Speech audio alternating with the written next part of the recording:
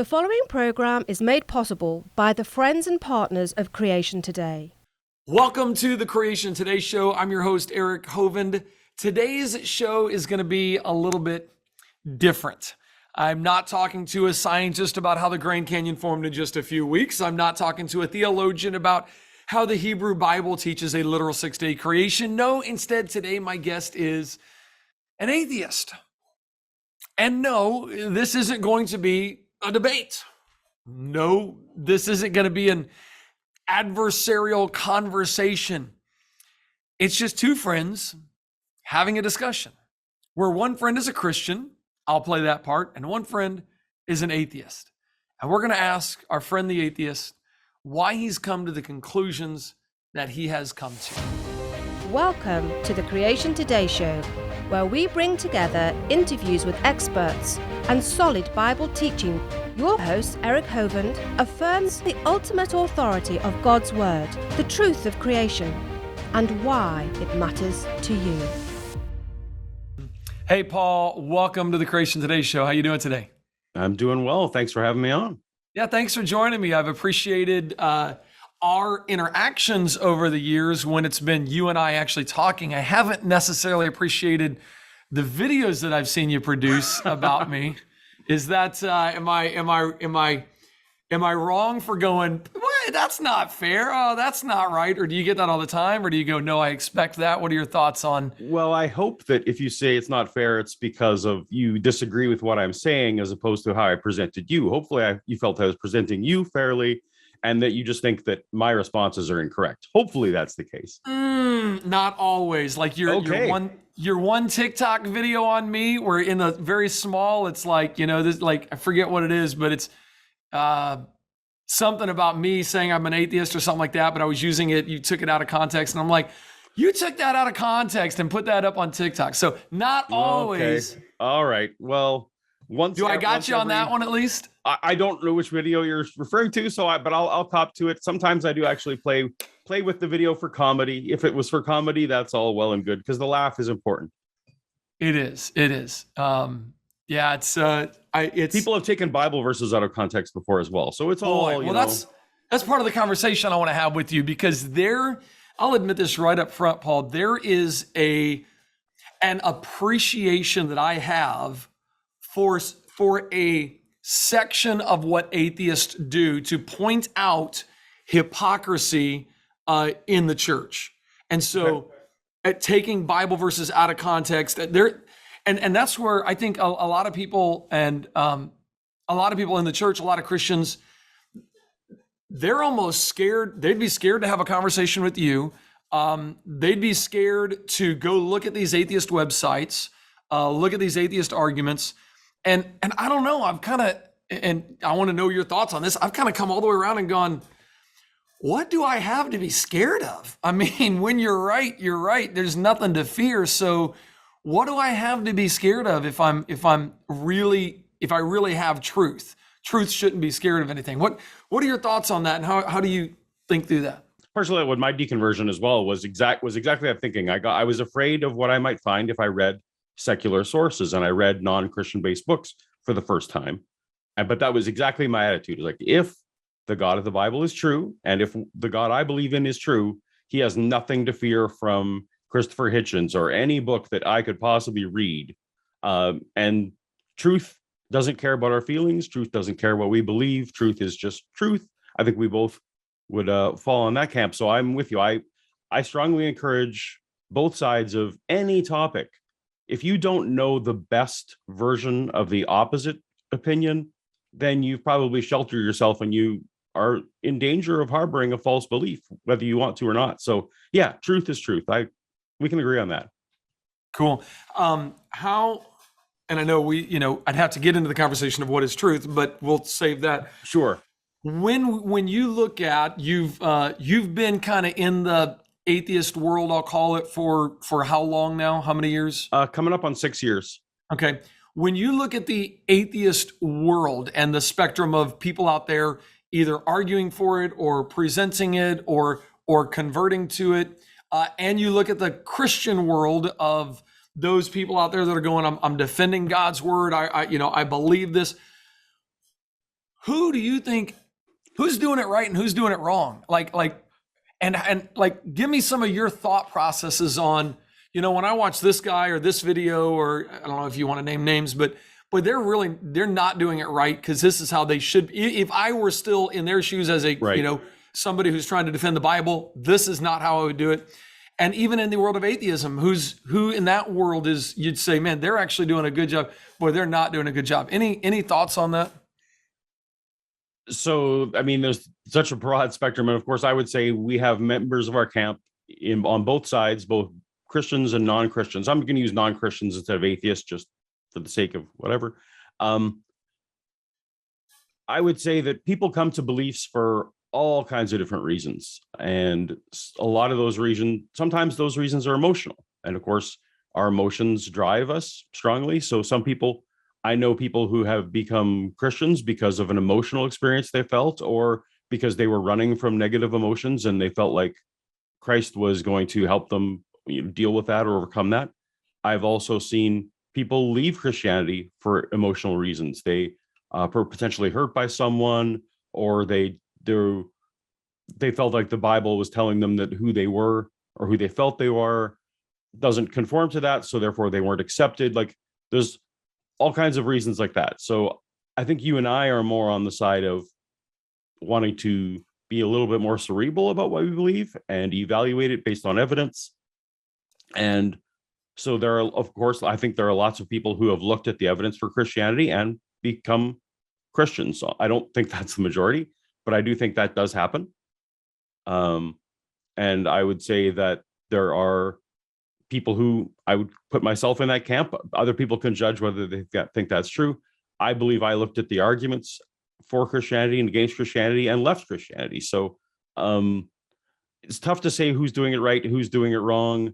I will say that when I see a trend of that I came there for emotional reason, or even worse, I became a Christian because my wife was a Christian, or I left Christianity because someone else was a Christian, not a Christian.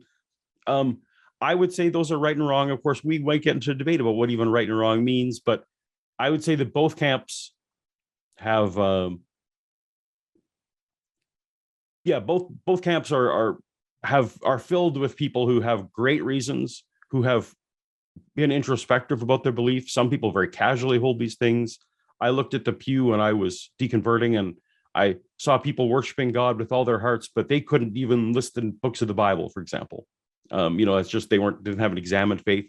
But I also see atheists who have entirely unexamined atheism. So I think we're all just humans, and our epistemology is a separate question.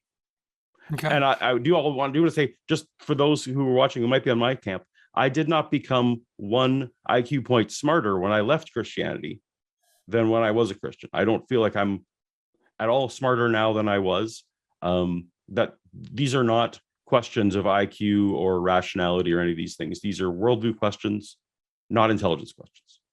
There you go. And when you think of how to do it right, is the right way to go, man, examine the evidence, examine the arguments, examine the world, and is it find out which one is consistent? Find out, like, how are you trying to do it? What's your process for trying to talk about this? One of those things was first even figuring out for myself, what do I believe that truth is? And so I've settled on a definition of truth that I use, which is that which conforms to reality as adjudicated by predictive power. And so when I adopted that particular worldview of what truth is, then I was able to take different sources and say, how well does this conform to reality? If this was true, what would I expect the world to look like? And can I go investigate new information and figure out whether those predictions match? And so once I did that, then I could start looking at things like evolution, or things like how the Bible was put together, or on the flip side, are other religions true, or does naturalism make any sense under this kind of definition? So I think the first thing someone needs to do is figure out what they're going to count as truth before they can properly hold something up and say, is this true or not? That just seemed to make sense to me. Yeah, and maybe we'll get more into that and what is truth. I'm wanting in this show to kind of let people see what took somebody from a Christian worldview. Sure. And it's hard for me to say you were a Christian because I'm going, well, I don't think you were, but Fair enough. And I know you're okay with that. But what took you from that worldview to the worldview you now hold to an atheist worldview? So, I'm wanting to explore more as a friendship, like, hey, how is atheism reaching people, and how are Christians reaching people, and how do you think they're doing? So maybe I can get back to that. But I feel like since that's the show, what's your story? Let me just let you share your story. And what do you think it is? Kind of like we did in Jackson Hole, Wyoming with the students there. What is it that made you go, wow, I was here, and man, through this, or boy, that defining moment or that scientific fact, that was the linchpin that really turned me and made me change my mind? Great question. For those who don't know my background, I grew up in a Mennonite heritage and a Mennonite church tradition. I went through that all my young life. I went to an Christian Missionary Alliance Bible College. Once I was done there, I served as a lay minister for youth. I was involved with Bible quizzing, particularly Bible memorization, for decades. So at one point I could have quoted most of the New Testament to you. Not anymore. I've lost a lot of that. And I was in youth ministry as well. So I was all in. I was at church. I was one of those guys at church 4 times a week. I had a secular job, but I was serving in the church. That was my passion and main thing. And around 2015, 2016, I was working on a graphic novel project that involved dinosaurs, and I wanted to look up some secular details about dinosaurs. I believed, like Eric believed, that the Earth was created in 6 days, and that there were dinosaurs on the ark, young baby dinosaurs, like all that stuff. I was all in on all that. But so I didn't actually know much about evolution because I largely took these facts based on authority. I didn't want to waste my time investigating things that my pastors and teachers I respected had already investigated and told me it was good enough. But I decided to look up a few details myself, created some cognitive, I'm trying to do a short version, created some cognitive dissonance. And I just set that aside. I'm like, maybe there is something to these dinosaur facts that I haven't looked into deeply enough. Eventually I came back to that, investigated, and found that there was enough there that I needed to investigate for myself. So I did what we talked about earlier in the show, and that was decide, well, you know what? My beliefs, if they're true, can stand up to any secular study that exists. So let me learn everything I can learn about evolution. Sure enough, I did. Once I got to things like endogenous retroviruses and human chromosome 2, I decided, you know what? Evolution is truth. So either that, in my view, I know you totally disagree, Eric, but this is just where this is part of the journey story. I decided, well, but millions of people believe that God used evolution as part of their process. So this isn't like a deal breaker necessarily. It's just that I would have to accept that there's something about the way God created that makes evolution, included as part of it.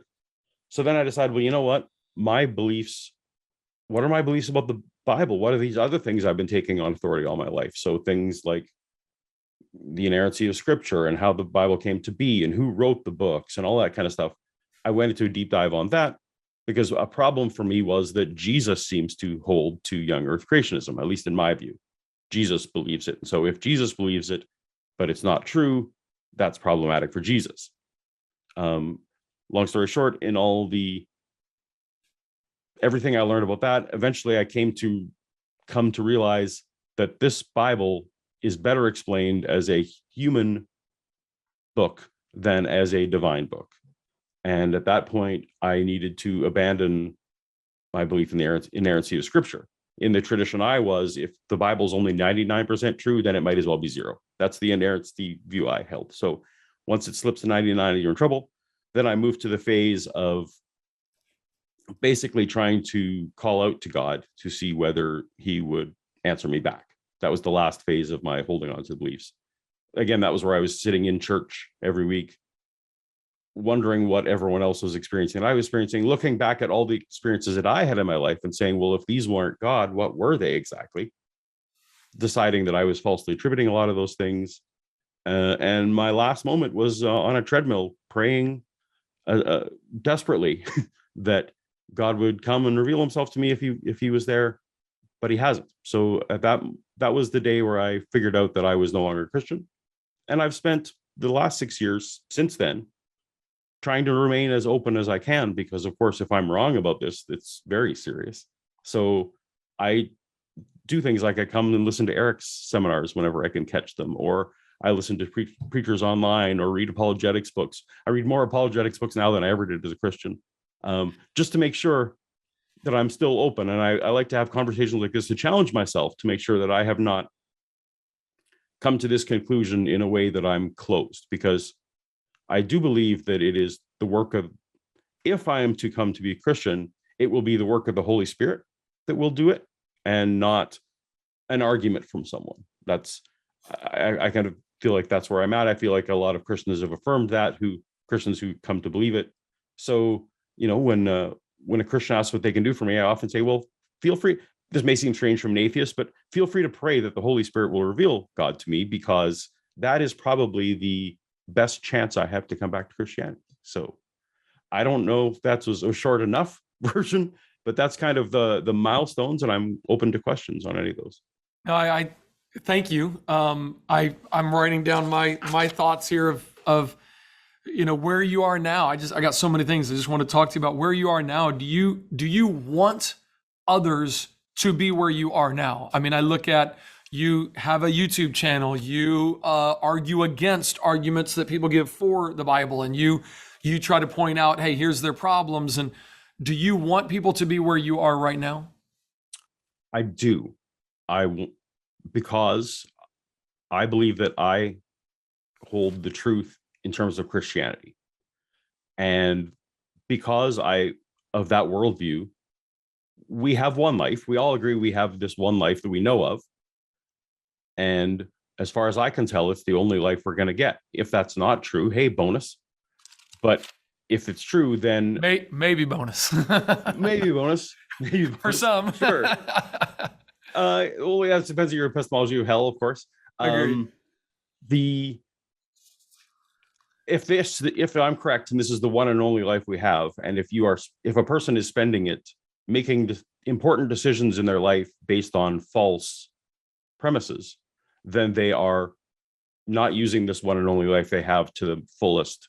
And I feel like that is a terrible mistake. And it is something that I regret for myself, that I spent so many decades making decisions based on what I now feel are false premises. So while I'm still open to being wrong, I do feel like I'm correct, and want people to be where I am if I'm correct. When you think of other religions, mm-hmm. and keep Christianity, when you think of any kind of religion, and I know we distinguish, religion versus relationship with Christianity, sure. It's about a relationship with Christ. But when you think of all the spectrums out there, are there some that you say, you know what, where I'm at now, I see some of these as very dangerous and others as more benign? So absolutely, some are more dangerous than others. I would say that all religions, from my perspective, make individuals make decisions based on false premises, as I just said. So that's a level of danger in and of itself. Of course, like, I'm happy to point to Islam, for example, as one that, in its most extreme form and in the fundamentalist form, that I feel like if I became a Muslim, that would be what I would have to hold, that it is far more oppressive and far more aggressively dangerous to people's one and only lives. So, and obviously, if you adopt a Jainist philosophy where, the religion of Jainism, they basically are trying never to harm anyone to the extent they don't want to step on a fly or, bend a blade of grass. Well, that's not doing as much harm to other people. I feel like the person who adopts that philosophy is doing harm to themselves, but less to others. So there is absolutely spectrum. But I don't think there's any religion that does zero harm. When it comes to, and by the way, if you want to talk through something else, or if you have something like, hey, I want to share this. I mean, the whole point of this is, okay, what led you from atheism, or from a Christian worldview to an atheistic worldview? I'm confident that you and I will have many more conversations in our lifetime, so I'm not worried that this is our last chance. When you said it really came down to the inerrancy of Scripture for you, and you're realizing if the Bible's wrong on this, I'm throwing it away. I guess I got a lot of thoughts for you, or a lot of questions for you on that. Yeah. How did that work in detail? Was it really that one? Well, if evolution's true, then the Bible, like you see pretty clearly. I just talked about this the other day. How kind of theistic evolution, boy, they kind of get beat up on both sides. It's like Right. you got the evolutionists going, dude, if you understand evolution, you would realize you don't need God. And you got the Christians going, the creationists going, if you really understood creation, you don't need evolution. So it's almost that absurd oxymoron place to be. Is that kind of, you got there pretty quickly of like, it can't be both. That's not God.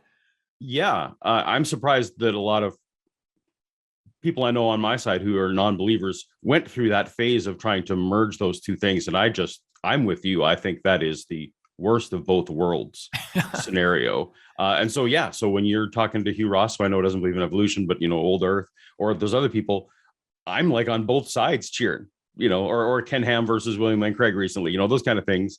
I'm with you. So I've forgotten your question now, but I very quickly, I think that if you're taking the Bible, I think Jesus and Paul took the Old Testament literally in the way that you do. And I've yet to see reasonable interpretations of Jesus and Paul taking these long age views. I think that it's fair because I don't think the Genesis 1 or 2 are divine. I can accept that, whoever wrote them maybe intended them as poetry and maybe didn't understand things, but I don't think that Jesus and Paul did. So that was part of that linchpin for me. It was a big part of it. Another part was investigating how we know who wrote the books and what textual criticism can tell us about who wrote what and when they were written. For example, like I didn't know there was 3 Isaiahs in Isaiah, or I didn't know that the Pentateuch was stitched together from lots of other documents. I know Christians have come up with lots of good ways to talk about these things, but sitting in the pews as a casual, my intellectual Christianity wasn't well developed, even if my spiritual Christianity was. So anyway, these were all things that made me say, you know what, I can look at the history of this book and see how it came together. Just like I think life came together without a God, I can sure see a great story of how the Bible came together without God. So those two things kind of fell one after the other. If you look back, and by the way, personally, I appreciate you being willing to say that. Look, there's no middle ground here. It's like one or the other. You can't take both, because I don't know. It's hard for me because I go, in order to take both views, just on a theistic evolution or even old Earth creation, both of those, I go, and there's a lot of people adopting that. I'm curious why you think that. I look at it and I go, they kind of want to try to stay friendly with what they think is science, and they're not realizing that all of science is interpreted. Everything is interpreted. Everything we look at is, we have to interpret what we see, and so we all have the same facts. But do you see? So you see old Earth creation and theistic evolution both as incompatible with either, look, I'm going to believe this, so I can't be old Earth and I can't be theistic, or I got to go all the other way where you're at now? I do, though I will admit that I was the kind of Christian who was very black and white thinking, and I believe that I have remained somewhat of a black and white thinker. So I'm willing to grant that other people have nuance where I don't. But all that said, I agree with the statement you just made. And if I want to impugn motive, and I won't impugn motive on any single person, I feel like the people in that middle ground are looking at the same science that I looked at and finding it very compelling, and not wanting to be embarrassed to go against it. And also finding something in their life that Christianity helps, either by the in-group that they have with the church, or that they feel like the Holy Spirit and God, helps them get through their day or whatever, that there's something about Christianity that they see as a benefit that they don't want to let go of. So they attempt to just hold both of those views. I feel like that would need to create some cognitive dissonance, and it is the cognitive dissonance that I felt. I also think that there's lots of people who go through lives not thinking about these things deeply, and that they get to a point in their life where they do need to. And I think that those are the people that tend to eventually make a decision. I don't think there are a lot of deep thinkers who hold that middle ground. I don't know if you would agree with that.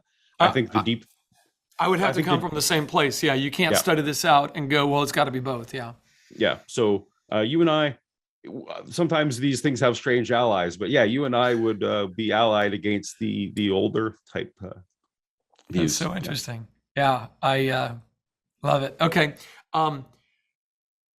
Have you thought through, when you think through your, call it a deconversion, have you thought through, could it have been your particular brand of Christianity that actually set you up for failure versus, well, let me just leave it there, because I know you're going to say, hey, I think I did study it out and I could have adopted a brand that says, no, I can make sense of this. But do you think that back then, 6 years ago, it was your brand of Christianity that actually set you up for the failure and for the deconversion? I do actually think so, partially because I was, again, an inerrantist. I would have attempted to harmonize every single thing that someone presented to me as a contradiction. I would have just attempted to harmonize it. I was very rigid, I think, in my adoption of Christianity, and that lends itself more to becoming a black and white thinker, I think, on the other side. I think a person who comes to Christianity saying some of it's true, some of it's not, much more of the Bible is allegorical, and we can point to literary genres to say that, oh, maybe the sun didn't eclipse when Jesus died. That was just, flowery language, for example. Those types of Christians, I think their Christianity survives, but oddly, I think you and I would both agree, I'm not sure that's a real Christian. So I don't ever now try and tell someone they're not a Christian, because I feel like it's not my place. If someone self-identifies, I just take them at their word. But when I was a Christian, the kind of person whose faith survives that, I wouldn't have called a real Christian. So take that for what it's worth. Yeah, that's I have a real hard time with that as well, drawing a line and calling somebody either non or yes or no. I'm like, man, that's for God to judge. But at the same time, I go, boy, you're holding things that are super inconsistent. Do you? Well, and God himself says, right, there's sheep and goats, and there's going to be people on judgment. If you accept Christianity is true, there's people on Judgment Day who in their hearts think they are Christians, and Jesus is going to say, get away from me, I never knew you. Like, right. That's in the story. So there's some percentage, even if Christianity is true, who will die thinking they were and aren't. So that's something to guard against. That's the scariest verse in the Bible to me, and that's what compels me to do this kind of research, to say, I want to know that this is true. I don't want to just hope. I want to know. Let me ask you this. When you said, hey, yes, I would want people to be where I'm at today. Would you say that even if this is not true, that there could you go, well, I could see a benefit. I could see if the goal is for our species to survive, man, if we just all got around this, at least we have something in common to all move forward with, rather than everybody choosing their own. Because it does seem to me that in the atheist, if that's going to be our commonality, there's also now no ability to create commonality. Does that, I don't know if I'm even saying. Oh, you're expressing probably the greatest challenge of there even being something called an atheist or a non-Christian community, is that the answer to a single question, do you believe in God? Yes or no? You can't build anything on that. There's nothing more to talk about. So you need to then try and convince someone to be either a secular humanist or something else, right? Something that has affirmation as opposed to a negation. And you have identified a huge problem, and it is something that others, I'm not particularly talented at this, but the loss of community is a huge problem for people who leave the faith. And you and I have talked about this before, and some of the effects that I had when I left the faith of the community that I lost. So there is a societal benefit, and this is part of what someone like me sees as why religion around the world has always flourished and why God beliefs have always flourished, is there is a survival advantage to having in-group cohesion around something that isn't one of the people, right? Like to have some kind of external locus that you can focus on. Yeah. I do think sociologists, you can, and you would agree, Eric, there are people in other religions who have formed very tight societies, right? Or Yeah. non-faiths. And so group cohesion is a human survival advantage. And to move forward with or without Christianity, that's something that we will need to figure out for sure. I don't agree that Christianity would be the one I would pick. I would pick secular humanism, which in the extent that it advocates for human flourishing and reduction of harm, I think those are the two key components that I would want to pull out of Christianity anyway. So I would advocate for that instead. But is Christianity the worst worldview that we could build our society around?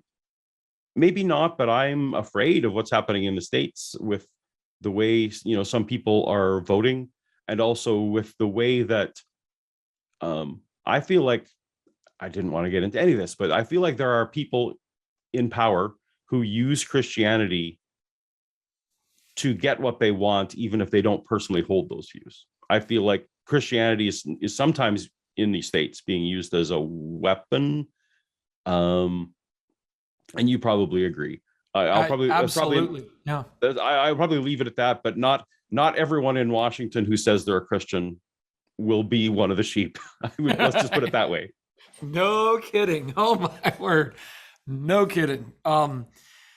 When you think through, so I try to do these thought experiments. By the way, if you're watching and you're on, you're one of our partners, if this even gets out there, like if this goes on YouTube or on Facebook, I hope this is interesting to you. These are the kind of conversations that absolutely fascinate me, because we're really getting down to some of the philosophies of what is truth and where is that at and how do we find it.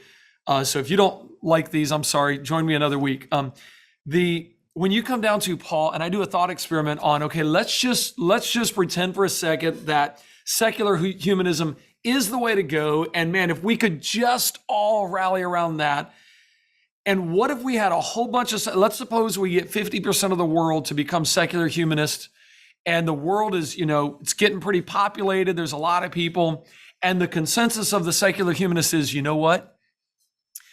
If we could just rid the world of these other ideas once and for all, then we would finally all be on the same page. And 100 years from now, we're going to have, 50 times more people than that other half right now. So for human flourishing to really continue, let's go ahead and eliminate. I mean, these people are going to die anyway at some point. I mean, everybody does. So the timing kind of becomes irrelevant.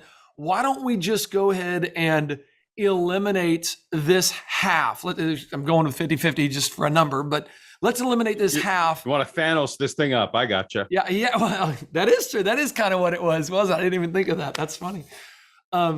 Let's go ahead and eliminate this half in order to bring about future flourishing that ends up being way better.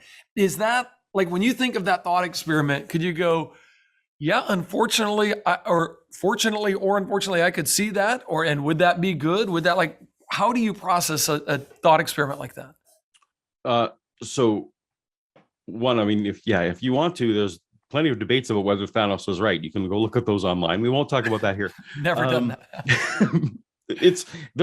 Everything's online. So there's that. You mentioned two separate things that I want to address separately. One was, would you get rid of other religions? And I did you mean like through killing them or through? Yeah. Basically, we got half the world now says we're secular humanists, and they're getting along great. And man, society is growing, and commerce is happening, and we're not cheating, we're not stealing because we don't want to bring harm. And man, everybody's doing it right. And we got half of them that's like, man, your religion is holding us back. This is holding us back. And in light of human flourishing for 100 years from now, 1,000 years from now, if we just take this little tiny compared to 1,000 years from now, man, we'd all be way better off. Why don't we do that? Like, can you see that kind of, yeah. And actually, like, eliminate killing, like, however you wanted to bury them, shoot them, drown them, the old guillotine. That's kind of irrelevant to, in order to get future human flourishing, we need to cull humanity and get us back down to the healthy ones and this is only healthy in mind, not even talking about healthy in body. Right. So I suppose those arguments could be put forth. I think you would have a very limited view of human flourishing if you only looked at the population in general. I gave a very brief. Can you explain that? Sure. So human flourishing, the way a secular humanist would talk about human flourishing, it has really two parts. There is the individual. There's the flourishing of an individual, and the flourishing of humanity. So, and under secular humanism, both are considered to be egregious. And in fact, and some would even expand it beyond humans. That's why a lot of people like that argue for veganism and that kind of thing, because they're looking at the individual plight and the individual chicken. So in a way, it's tough for me to see a secular humanist in that vein who tries to always balance individual suffering and societal suffering as both valid. I think that for the scenario you put forth, which isn't implausible, they would need to be rejecting that portion of it. Now, I think we would all agree, like, terrible things have been done in the names of religion when people selectively picked parts of the teaching to go by. You would agree with this. There were slave owners who felt they were Christians, for example. There was crusades who felt like they were doing things. So I would say an adherence to the kind of secular humanism that I would advocate, that would be impossible. But I understand in your thought experiment where if you define human flourishing as only applying to the group and only over a long term, sure, I get why those arguments be put forth. The nice thing about secular humanism is that these are discussions to be had, to be strategies towards a goal. And I would find it difficult to think that would be something that would be adopted. But yeah, I get it. I think that would be a new religion that would be something else. But I think that when I think through the thought experiment, I'm thinking both individual and society as a whole. I mean, if we ran the numbers and said, listen, by eliminating, let's just say 4 billion people right now, which is a lot of people, by eliminating 4 billion people now, we're actually going to, and we'll do it in a way that is, we'll eliminate them in a way that doesn't hurt them at all. We can cease them to exist, or, it's very, it's all just put to sleep. That way there's no pain. It's just, wow, you're just put to sleep. And I ran the numbers and said, but then over the next 1,000 years, we're going to have 300 billion individuals living in a society that is way better off. Their individual flourishing is going to skyrocket. And if we don't do that, then we're not only going to have these 4 billion, we're going to have 100 billion more that are actually not doing as good individually. And we literally run the numbers. So I am thinking both individual and as humanity as a whole. Does that make sense? I mean, it makes sense. That is not this kind of secular humanism that I would hold to. That, because again, the individual absolutely has to be. So you're putting someone to sleep even as painlessly as possible. You are ending their life against their will. So that is really the ultimate. For a sentient being, that is the ultimate harm, is to take that choice away from them as to whether to live. So, but I guess I get your thought experiment. I get where that might go. I could absolutely probably even write a paper if I wanted to just adopt that side of it and write the advocacy paper, because I think that I was kind of laughing when you said, hey, if we were all secular humanists, the world would be we'd be full of population. I'm like, no, secularists tend to not have kids because they tend to think that the world is overpopulated as it is. So those are and that's partially why Christianity might win, is because you're outbreeding us. I guess I get where that's going. I get where that would be. That would just be an alternate version of secular humanism that I don't think is the correct one. So there are ideologies, and of course you look at Hitler, right? So we're having a discussion about philosophies of Hitler has to come up. I'm glad it took this long. Hitler had a similar view of the world, right? He was going to create the best possible human race and cull the world to certain people. But the rest of the world corrected for that, right? The rest of the world saw what was happening, it eventually became so egregious that they realized that human flourishing was being negatively affected by this diseased force. And so I have to feel like even in that 50-50 scenario, the 50% of the world that for whom this would negatively affect would correct the error. I feel like Hitler is a great example of how we don't have to worry about morality. If we all adhere to the same tenets of morality, we don't have to worry about a Hitler convincing people all this, because their views are too negatively affecting of too many people. That's a weird tangent to go on, but that's what we're talking about. Sorry, I probably derailed us there. I was just like, I wonder. That just literally when you want to do your Thanos is right mug, that's which, No, I didn't even think of Thanos. I just thinking in that world, is this what would happen? It's not. I would agree. It's not an implausible situation. I just think that biology corrects us. So. Okay. And obviously there's so much in each one of these things that I want to go, oh wait. But okay. Let me ask you this. Another thought I had while you're talking of your kind of deconversion. Am I missing something? Like if you had to say, Eric, here's what you're missing, or, hey, Christians, all you're missing is this. Like, so I'm all ears. What are we missing? What is it from your perspective that you go, this is all you're missing right here?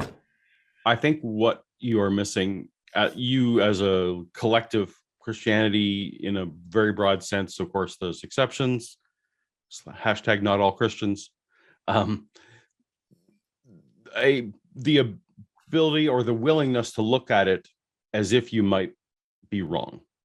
I don't think that Christians tend to look at the evidence against their religion, or more precisely, if you had to come into it without assuming Christianity is right, could you build the case from scratch for yourself to convince yourself purely on an evidential basis and not bringing to it the way you were raised or your emotions around certain experiences or all this kind of thing? Could you rebuild that case without starting from assuming that it's true? And I don't think most Christians are willing or able to go there.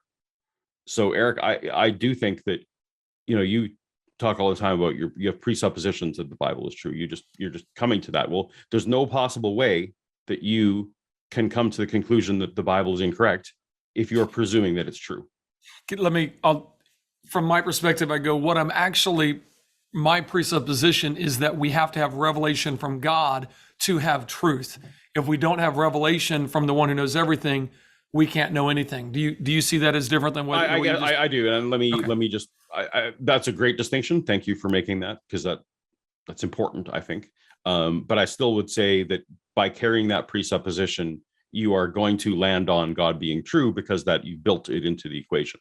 It's impossible for you to come to the conclusion that God is false if you start with the fact that God has to exist for me to have any conclusions. But it's because without the one who knows everything, we can't know anything. Like it's not I'm starting with that, so therefore I cannot disprove that. It's if the one who knows everything did not exist, we're stuck in a world where we can't have knowledge. We can't have truth. We can't really. Do we want to do our amateur philosophy hour now? No. I got more questions for you, but anyway, okay. That's my reasoning on that. Dinosaurs, retroviruses, human chromosome 2.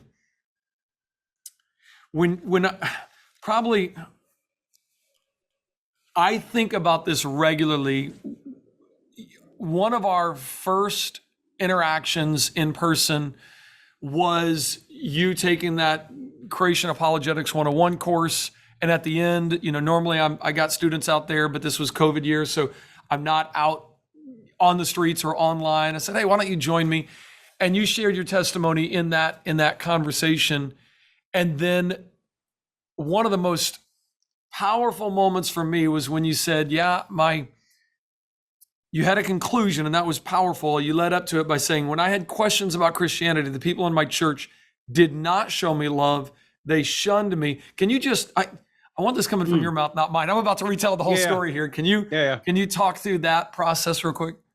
Sure. So one of the things, as I was starting to express my doubts, or as I was starting to experience my doubts, what I did was I tested the waters a little bit with various people and started to just express my doubts about minor doctrine type things, just to even see how I would be received. And even those were met with very, very harsh shunning and very. I got very quickly came to the place where I realized that all my closest friends and my family and all that kind of thing were not receptive to even having this talk, even having the talk about whether these stuff might not be true. And so when I tried to find answers from within the church, all I was met with was closing doors and the idea that I was never going to be welcome. So the only place I could really get these kind of answers was outside of the church. The only people who were willing to have these kind of discussions with me were people outside the church. And when, unfortunately, I shared with a very small number of people, once I kind of made the decision, I've shared with a very small number of decision that I made that decision. That was very quickly, it became everyone knew. I wasn't in control of my own narrative or my own ability to let people know in the way that I wished I could have. And that became a very quick, there was two responses primarily. There was the response of, well, we can never talk to Paul again because there, you could pull up Bible verses, right, there where you're not supposed to sully yourself with unbelief and all that kind of stuff. You can justify that kind of thought if you so want. The other thing I got with was then the attack back was everyone who the debate mode, right, was to immediately just, I'm going to throw this and this and this and this at Paul, and we're going to buy him 5 copies of Mere Christianity, and we're going to just, every conversation has to be about this. There's no longer a relationship. I'm now just a project to win back. And so those were the only 2 experiences I had. The vast majority of people just cut me out of their life. And so that was what I alluded to earlier. It was an extremely socially costly thing for me. The only reward I had at the end was intellectual honesty, nothing else. So sometimes I laugh when people talk about, well, you just stop believing because you wanted to sin or because you thought life was going to be easier, all these kind of things. Like, no, nothing in my life got better. I also didn't, my lifestyle wouldn't have been described as, more sinful to the outside person than it had been 3 days earlier, or any of that kind of thing. It was just intellectual honesty. That was the only reward I got. And fortunately, with a handful of people, I was able to rebuild back. I'm going to take some of the blame on myself. When people met me with debate, I was not as soft with them as I should have been, unfortunately. So I do take some of that on board as well. But I think what you're getting at is really, if the church wants to not create more of me, they need to welcome, and I think this was part of your theme earlier, let's have discussion about whether it's true, and let's make people feel safe that we can have that discussion about whether it's true, because you're confident that truth is ultimately going to win. And if we don't let people explore that to the fullest extent that they want to, they're just going to turn to someone like me, like Paulogia, and get answers from that person instead. And then both sides aren't being presented. So I feel like the church community handled me poorly. And I hope that through shows like this and through your efforts and other people's welcoming doubts, especially in this age of deconstruction, in the age of the internet, where they can watch anything on YouTube and get this idea in their head, if they can't go to their pastor or their parent or their Sunday school teacher or a Christian friend and talk about this without fear of reprisal, then they're just going to let it internalize. So that would be my bit of advice for the Christian community when dealing with doubt. That is the best commercial I'm ever going to produce on why we need apologetics. That was fantastic. All right. No, I sit back and I go, yes. I agree. Let me ask you this, because when you shared that story, I mean, my heart was broken. I still remember sitting at this desk right over here on this other set, and I'm just like, man, I'm going, I want to cry for you, dude. I'm hurting for your hurt that you experienced. And then you said, if anything's going to bring me back, it's going to be love.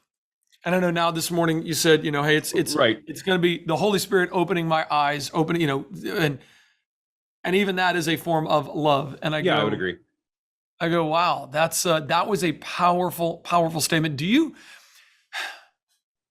engage in conversations, do you find the whole debate world almost kind of comical now? It's like, why aren't you guys just getting together behind the scenes and talking this out? Why does it have to be this big production of a debate instead of, hey, what do you think? Hey, what do you do you find that there is something in our minds that's keeping us from just simply being able to go to those that disagree and go, hey, why are you thinking that? Oh, okay, well, because here's how I'm seeing it. And okay, so what do you think?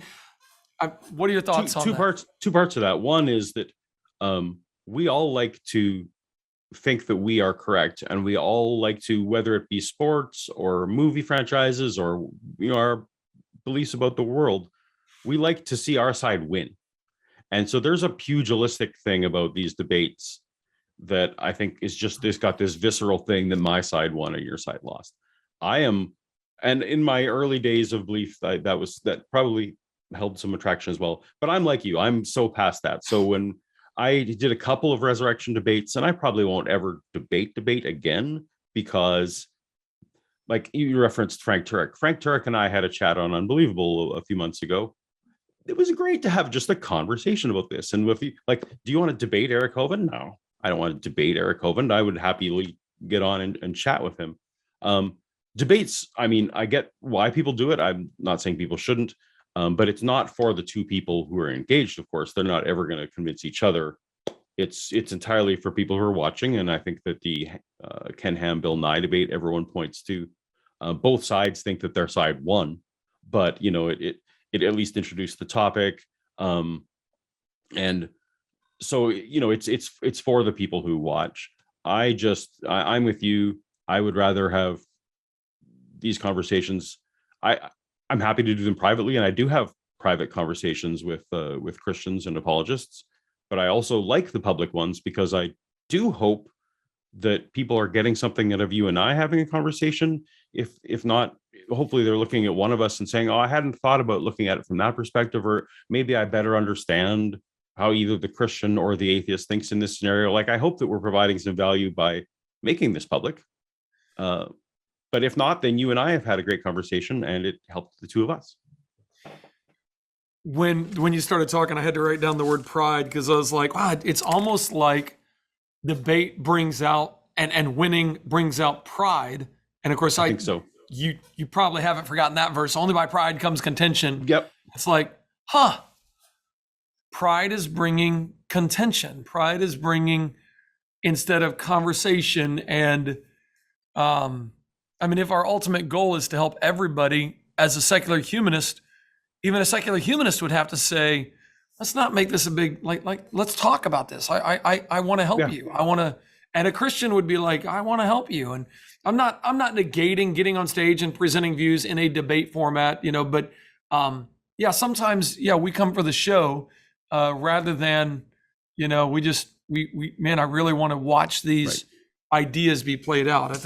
And I think you would agree that, rhetoric tends to win a debate. So it tends to be the person who's better practiced at it, or can come up with a better rhetorical flourish, as opposed to who has the better information. I think you'd also agree that, it's you can lie in one sentence, and it might take 30 minutes to demonstrate why that's a lie, right? So the person who can do the one sentence lie is in a better debate position. Like, this is partially why I did my channel the way I did, was, let me unpack a sentence at a time. And I think you would agree that that's more helpful to an audience. How many different ways, what are the different ways that atheists create purpose in life? Because, I'm going, hey, my purpose is to glorify God. My purpose is to live for him. There's another life coming. We're spending our time right now. I want to lay up treasures in heaven, not on earth. We got all these verses. When you abandon that, and you abandon all higher powers, and I'm not trying to please anybody, what are the different ways atheists have come up with to create purpose? Well, everyone's going to be different, so I can't pretend to speak for everyone, but you couched in where some of the ways. I would say, human interactions tends to be still one of the biggest things that humans value. I believe we've evolved that way as a social species, that relying on each other and having those interactions is a great thing. So for me, I think part of what made me okay afterwards was finding new communities, being deliberate about finding new communities.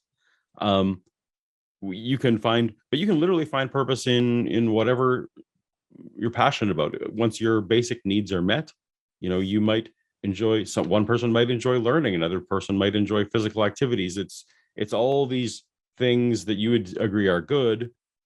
You might enjoy sports or hiking or reading or music or all those kind of things. Those can all be things that add purpose. I don't know that you need to get extravagant about it. It's the same kind of things a Christian would find purpose in. It's just that we are acknowledging that something doesn't have to last forever for it to be valuable. It would be a weird thing to think, well, I'm not going to have a great steak dinner tonight or eggplant dinner, depending on your vegetarian status, because I have to eat again tomorrow, right? Like, well, ultimately there was no purpose in me having that meal or enjoying that meal because the food's gone in 24 hours. Well, no, we each experience is a thing in and of itself. If we have a single life, every minute is precious. Things are not precious because they last forever. Things are precious because they're scarce. That's why we give rare things higher value. So again, when you come to realize that you have only one life, then just every minute is something you're choosing to do. And Eric, I'm choosing to spend some of those minutes with you.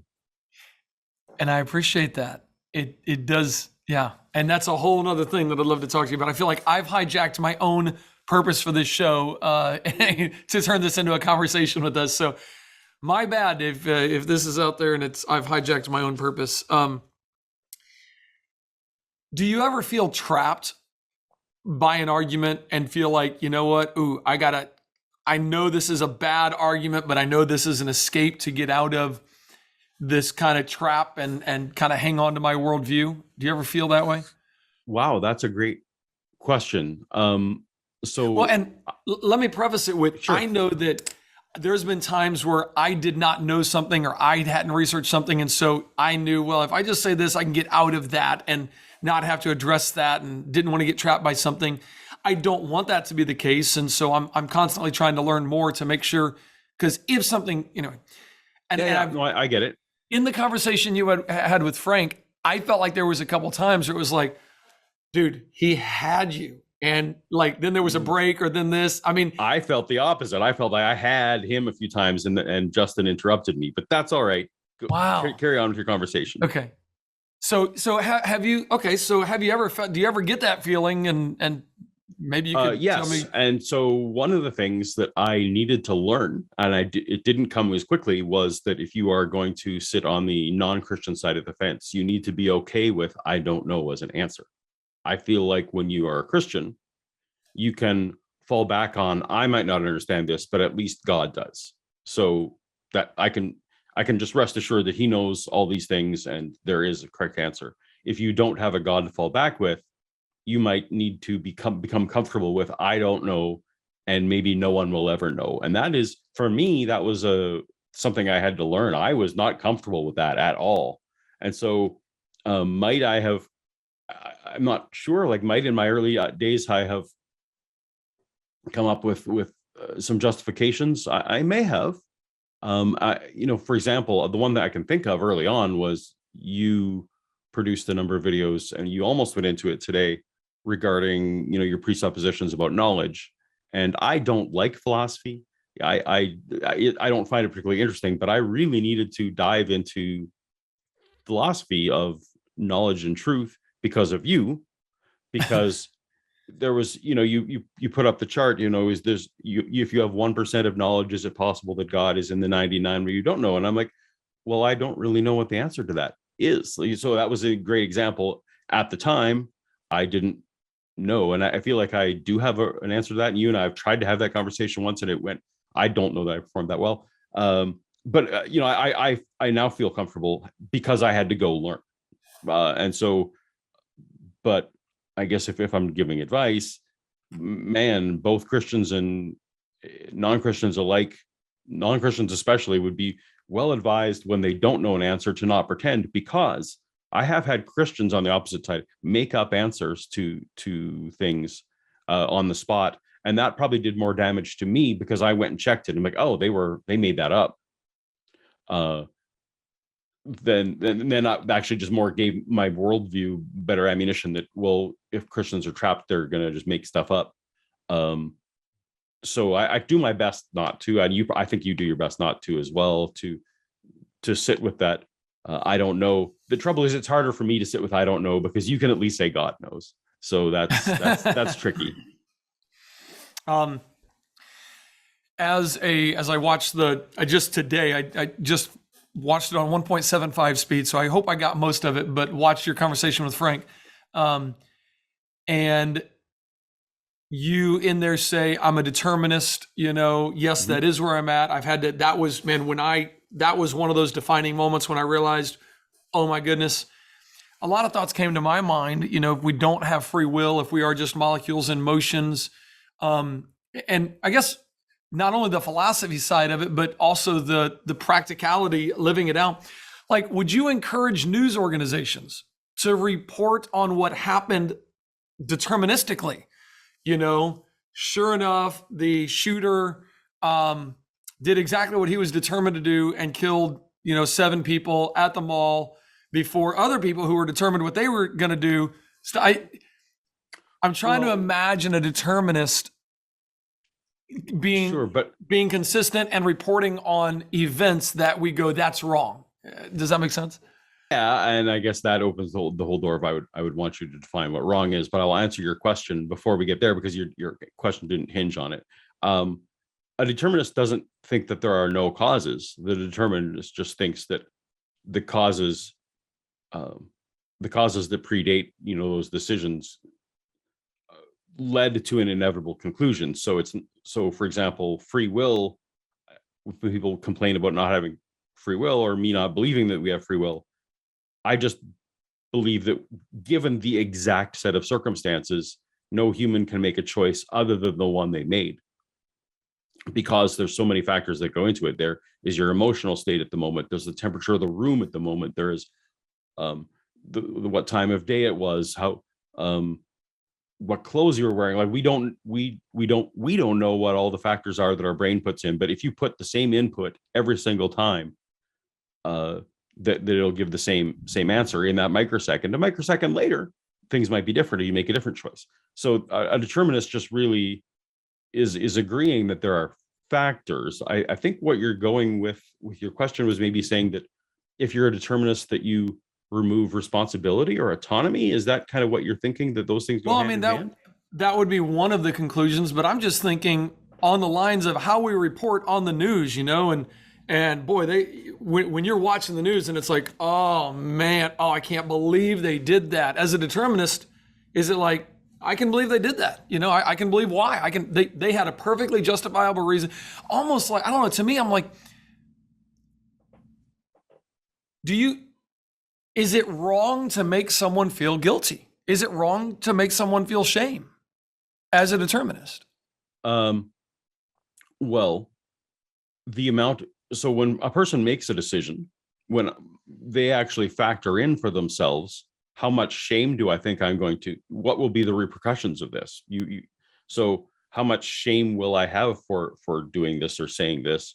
What will be the consequences? So if you want to if a determinist, I absolutely would say it's in your strategy for the outcome you want to make someone feel shame. That is a good thing, because we don't necessarily want people to behave in a certain way. So even something as simple as, the way my kids behave at a restaurant, for example, right?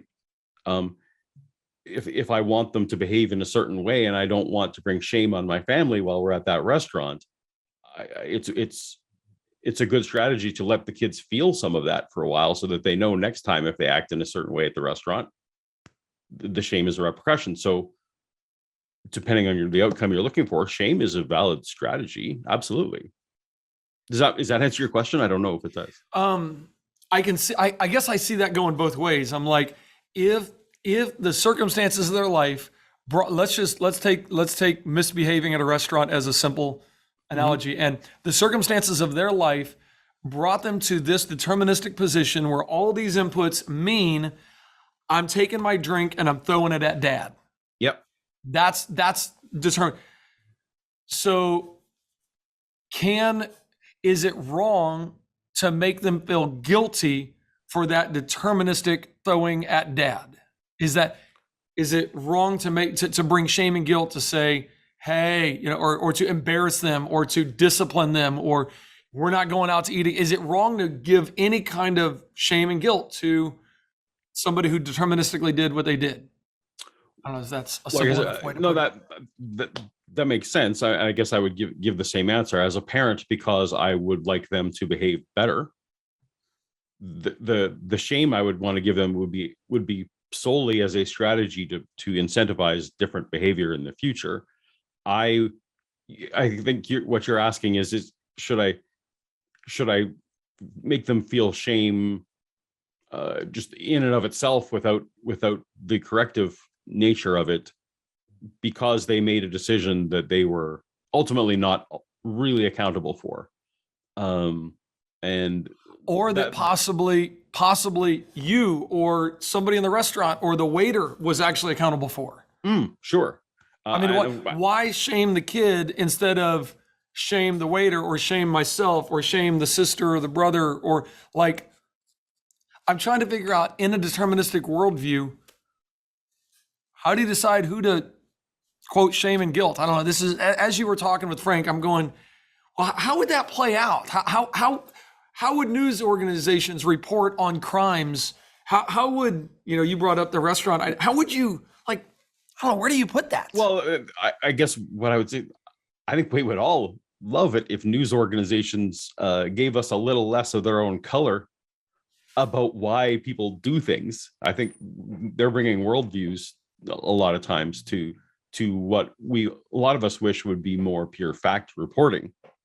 So your deterministic news report actually sounded pretty good to me, because then me at home would be able to take all those facts and inputs and, make my own decision about what and why.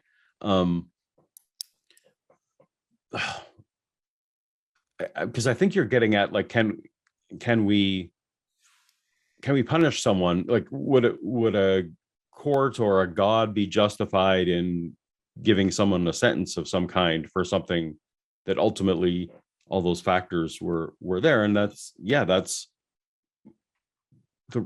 would say the reason to do that is not there. Yeah. So the question is, this is really a philosophical question about, do we think that there is a place for punitive punishments, for a purely, I'm punishing you as retribution, versus I'm punishing you to attempt to get better behavior later? I think even within my camp, you won't get universal agreement, and I'm probably not super equipped, but I'm against purely punitive punishments, be it for children or for criminals. I feel like punishments at a criminal level should be, first of all, to protect society. That's really the action I wish the government would take, would be almost entirely to protect, and then partially for behavior correction. I don't think jails are a great place to do behavior correction. But this is not me speaking as an atheist. That's just me speaking as a human who's thought about this a tiny little bit. But no, you're right. In a deterministic, so you would agree, the Christian worldview is actually built on the fact that me sinning, me having a gap in my behavior versus what God expects of me, that God is justified to give me a punitive punishment for that. And so you can't have a deterministic worldview if you want to accept that God is justified in punishing me for things that nature set up for me, set up the dominoes in such a way that this is just the way I was going to react. So I get why that's a challenge and why that's difficult. I don't know if I gave you a good answer, but it's a gray area. Just one of those thought processes I go through, because ultimately what I want is consistency. Mm-hmm. And that brings up a whole nother thought that I had in your conversation when you guys were talking about, the superhero movies and Star Wars. And of course you helped, create some of the Star Wars. And When you were talking about how they went in and I guess they digitally put somebody back in an old movie or something like that in order to create consistency in the storyline, and I found myself going, why do we want consistency? I mean, we want it in a fiction movie and we want consistency in real world. Like, where does that come from? That is a super interesting question.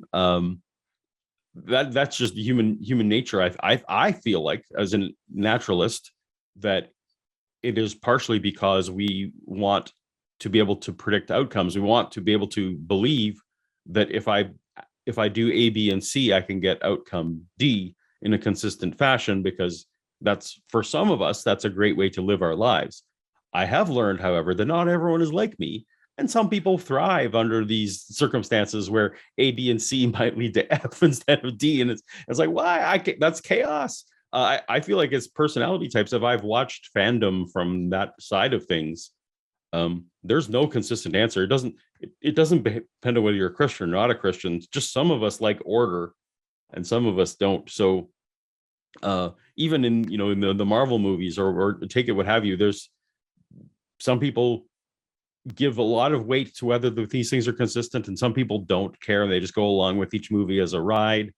I feel like that's just a personality type, not a theological or philosophical thing. I don't know. Do you have a different thought that would make it? No, it's just the thought that came to my mind. I'm like, if I was to adopt atheism, what's wrong with inconsistency? You have a universe coming from nothing. That seems really inconsistent. You have order coming from chaos. That seems really inconsistent. So we all like causal stuff. We all like that A causes B. I mean, that when we can go through life and A consistently causes B, our life is a more predictable way to go. I can see the natural selection for people who value consistent behavior. When you live in a small town in the West in the 1800s, the people who are going to reliably get the water, reliably, do the job that has been assigned to them, or if you're in an army unit, like the people who are reliable, they bring an advantage to the group that the unpredictable person doesn't bring. So I get why there would be I can come up with very easily the natural reasons why that would be a valued trait, I guess, if that's the answer. Okay. And I guess I'm not trying to sound smarter. I'm trying to go a level deeper, not trying to make that sound. Fair. How does a worldview that is not based on that develop that? That's where my mind is going. How does a worldview that says everything came from nothing? That is not A, B, C. That's nothing and then A. How does a worldview that says order came from complete chaos, no order developed order? So I'm looking at the foundation, if you will, of the worldview, going, the foundation doesn't seem to have A, B, C. So why aren't we? I want to derail this because there's a question I wanted to ask so bad for so long. So, okay. Do you think that I think that there was ever nothing? Well, I mean, it's a 50-50. You can either believe in universal, eternal, matter, or you can believe, that maybe the new quantum physics is able to pop universes in and out of existence. So right, I'm not sure.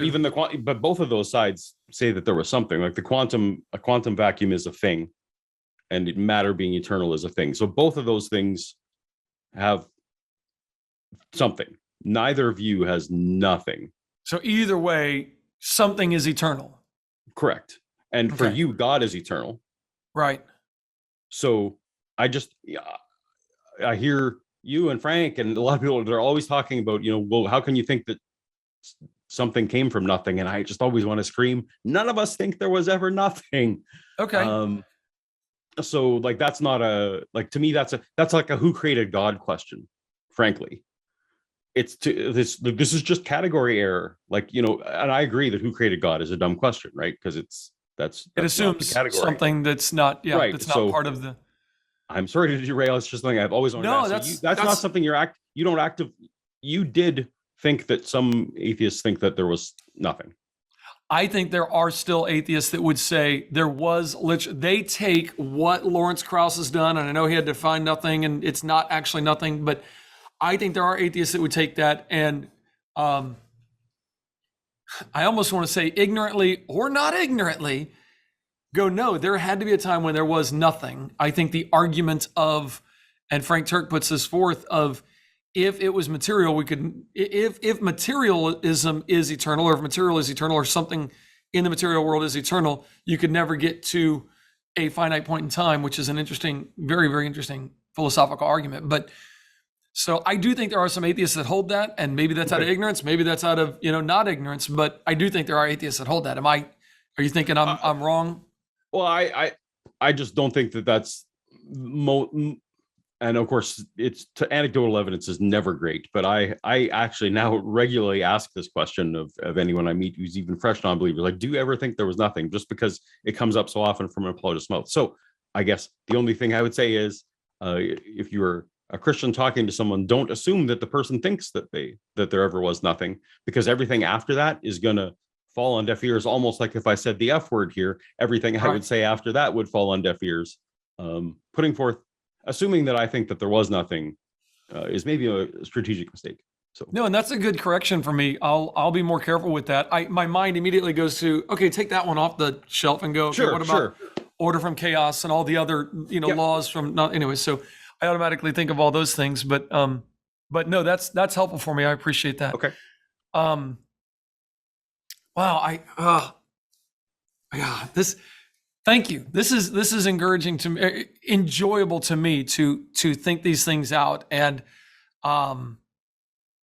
we need to go on tour together. We need to put on a really good show for people. That would be a blast. Now that the travel is open, I would appear places with you. I would come to your camps or come to the thing and potentially, take audience questions too, or whatever that would be. Because I think it'd be, look, both of us think that we have the truth, and both of us fully believe that our truth can withstand the best that the other side has to offer.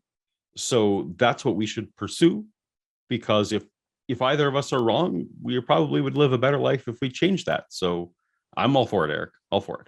That's too fun. Wow. Well, I just enjoy spending time with you, man. Thank you very much. I know I'm not trying to, some people watching might be, dude, Eric, you did a lot of listening. Yeah, I know. I'm not, maybe we could get into some of the finer details. And a lot of times some of the conversations that would come up about, say, the resurrection of Christ, I'm going, look, I'm not the expert. I almost feel like sometimes you do the same thing. Like, look, go debate Bart on that. Go debate, so-and-so on that. Like, just go to that expert. So there's an element that goes, okay, well then what are the nitty gritties that we could actually come down and talk about without going, well, you need to go to that person. So I'm open to ideas if you had ideas on things like that we could talk about. And I'm sad that we're not live today, so we can't take questions from our brothers and sisters who are Creation Today members. Just everyone should realize I am also a Creation Today member, and so if you see me in the chat, I'm always open to, if you come to me with the same kind of heart that Eric comes to me with, I'm happy to respond in kind with the best honest answer that I can give. And please know that my intent is not to disrupt what's happening here, but to just give my 2 cents if and when they're valuable. And that's, if today was valuable to you, great. Very cool. Well, I certainly appreciate what I feel is every time I've had one of these kind of conversations with you in front of a group or with my class, I've felt what I would call, I feel like you're being really honest. And that's, I don't know if you'd agree with me or not. That's not the norm when I talk to atheists. No, it is. Okay. My side has much to learn. And that's partially why I entered the fray, was because I felt like people were being disingenuous and as I said before, when someone from your side makes a bad argument or says something wrong or comes with a bad heart, it just weakens my position or that kind of stuff, and it's just not the way to go. So don't do that. Both sides stop. I love it. Wow. Right. Paul, I love you, buddy. Love you, Eric. Disagree completely with much of what you believe now, but man, I love you. Cool. Awesome. Well, Thanks for hanging out with me today. I appreciate Absolutely. And yeah, enjoy. We'll look forward to the next conversation. And I don't typically put my own tours together, but I'm like, I almost would love to do that. I see these other guys doing it, and I'm like, that would be a lot of fun. That would be a blast. Wow. Okay. All right. All right. Thank you, sir. We'll look forward to seeing you another time. Later. Bye-bye.